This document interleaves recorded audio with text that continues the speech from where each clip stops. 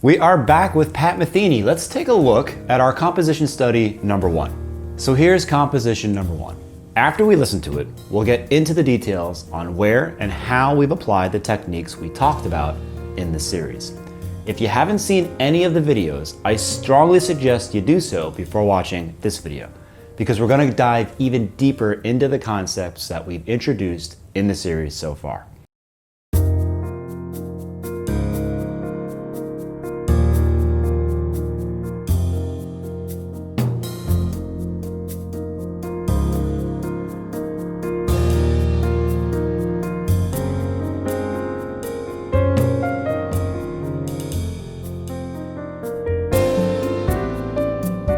Hold on just 1 second. I want you to pay attention at this moment to the 3 consecutive notes in the bass.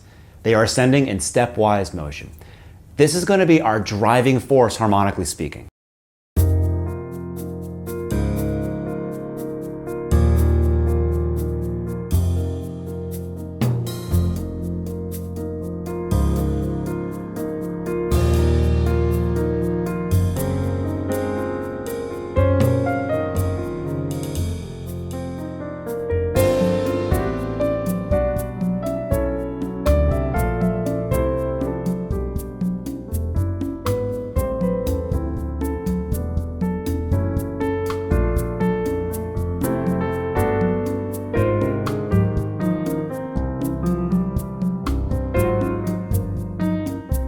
So you get the idea. I'll play the entire piece at the end of the video. Did you catch all the different variations of that ascending bass line? Which key is this piece in? And don't bother looking at the key signature because that's not going to help at all. If you're new to mDecks Music, we create music books and apps, piano arrangements, and we discuss improvisation, songwriting, and sometimes we take music theory to strange and uncharted places. So subscribe and hit the bell, and join us for exclusive access to our ever-expanding library of music resources. As we talked about in the previous episode, Pat Metheny's music uses elements from tonality, but the key center is constantly changing. When you write in this style, you have a key in mind, but you're also considering other emergent properties. This will allow you to treat the current key more like a suggestion. We wrote this piece with the key of F in mind, but not F major or minor, just F. Remember, in tonal harmony, we can borrow from other modes. That's why our map shows the chords from major and minor simultaneously. In fact, we could be in any mode of F. A very effective harmonic progression is the backdoor progression, a flat 6, flat 7 to 1. In F major, that gives us D flat to E flat to F. If we look at our map in a jazz setting, the default flat 6 is a major 7 chord from F Aeolian, or natural minor. And the default flat 7 is a 7 sharp 11. But there are other options available to us. This isn't the only perspective that we're going to consider because we aren't trying to exclusively follow the rules of tonality. If we do that, we'll end up sounding like a tonal jazz tune. In the intro, we got rid of all the notes that clearly define these modes and just played perfect fifths on the left hand and an F4/7 chordal on the right hand as a constant structure. F, B flat, and E flat. This is going to suggest the key of F, but not an exact mode of F. This allows us to open a whole set of different paths that we can walk through. And we still get the ascending bass line, D flat, E flat, F. By the way, we're going to enhance the ambiguity even more by anticipating all these chords by way of an eighth note. Take a listen.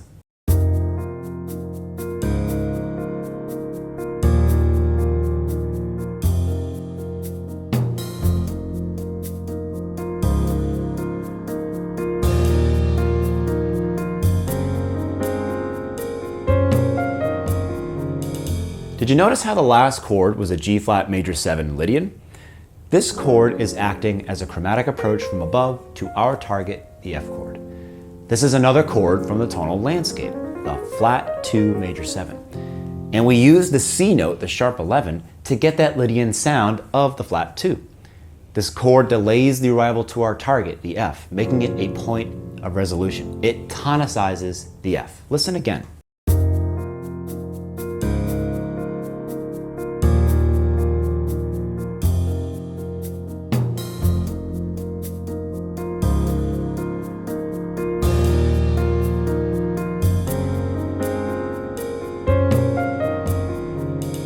So now we're in F major, right? Look, we have F, A, C, and G, and F add 9. A nice one chord in the key of F major. But not for long, we're moving on right away, switching to F Mixolydian by introducing the E flat note instead of the expected E natural from F major. This way of constantly reinterpreting where we are is essential if you want to achieve these colors in your song. Use the rules of tonality to your benefit, but don't let them dictate every move that you make.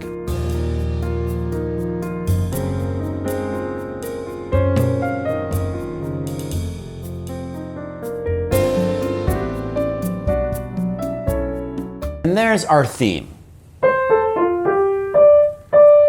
So is this the key of F? Well, the melody was designed considering the key of F. It's just an F major arpeggio. From this perspective, we can harmonize the melody by using F to C over E to B flat, a 1, 5, 4 progression. Or we could have gone even higher on the map levels and used the 5 of 5, a G chord, and have F to C over E to G over B. I actually really like this G over B. So if we want to create an ascending bass line, like we mentioned before, I could have some chord over G to some chord over A to G over B. And what's a good chord in the key of F with a G on the bass? The 2 chord, of course, G minor 7. Does my melody, C, A, F, fit in with G minor 7? Sure does. The F major triad is actually an awesome upper structure of that chord, as we talk about in our upper structure triads course. We get the 11th, C, the 9th, A, and the flat 7, F. 2 available tensions and a guide tone. This is going to sound great. So the C, A, F isn't a 1 chord anymore. Now it's an upper structure triad, and we're still in the key of F because this G minor 7 chord is a 2 chord. So my chord with an A on the bass could be an F over A, or the 3 minor 7 chord, A minor 7. The progression, 2 minor 7 to 3 minor 7, is also a great progression. Again, does my melody G fit the A minor 7 chord? Well, yes it does. It's the 7th, a guide tone. But now is a good time to reconsider emergent properties, as we talked about in our previous videos. On the first chord, we're playing an F upper structure triad over a G minor 7. That's a flat 7 major triad upper structure on top of a minor 7 chord. F is the flat 7 of G minor 7. And we get tensions 9 and 11. But notice how our melody on the A minor 7 is a G, the flat 7. So if I reconsider the upper structure as an emergent property and I apply it to our A minor 7 chord, I'd get a G major triad on top. And if you look at the score, that's exactly what we did on this G. Here's the A minor 7 in open position, and here's the G major triad on top. It goes without saying that we would have never used a natural 9th on a 3 minor 7 chord if we were thinking tonally. The 3 chord is a diatonic chord. It's Phrygian with a flat 9, not Aeolian.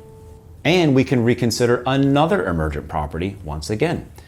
Now we have 2 consecutive minor 7 chords with a major triad upper structure on the flat 7. F over G minor 7 to G over A minor 7.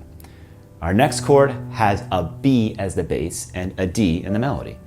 So can we use this flat 7 over minor 7 constant structure here? Almost. The next chord should be an A major triad over B minor 7. The problem we have is that our melody is a D, the 3rd of our B minor 7 chord. But our upper structure, A, contains the notes A, C sharp, and E. Since we want to keep the melody D at the top, there's no place to insert our upper structure. We can change the D melody to an E or a C sharp, or go back to our G over B target. Or even better, combine all these ideas together. So if we extend the melody using the E and the C sharp, we get this. And now we can use the G over B on the D and the A over B minor 7 with the E to C sharp melody. This is going to work great, and we still have our constant structures. We're just delaying the last flat 7 over minor 7 structure a little bit, and we're still using the G chord, our 5 of 5 in the key of F. But we can go even further and add an F sharp into the G over B chord. Of course, this goes against tonality since the 5 of 5 is a Mixolydian chord, which should have an F natural, not an F sharp. but the F sharp makes the chord into a G major 7 over B, which is very close to a B minor chord, our final target. So now our melody sounds like this.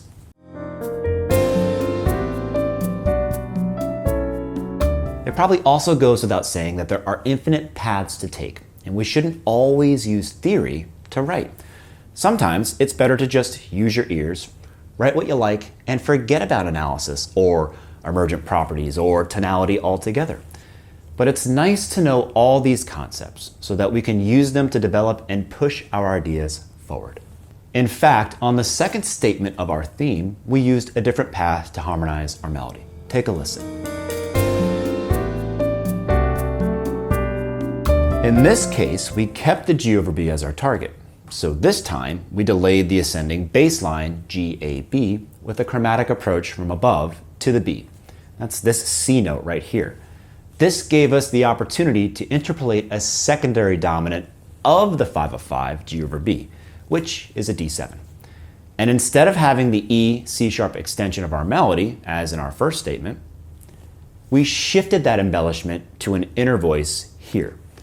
By the way, we transformed this inner line to function as an echo of the last motive of our theme. So let's finally take a listen to the entire piece. But before we do so, let me remind you, if you're an exclusive member, you can now download the entire score accompanied by a replica with notes on all the techniques that we used throughout today's video. So go to the community tab to find a link to the download.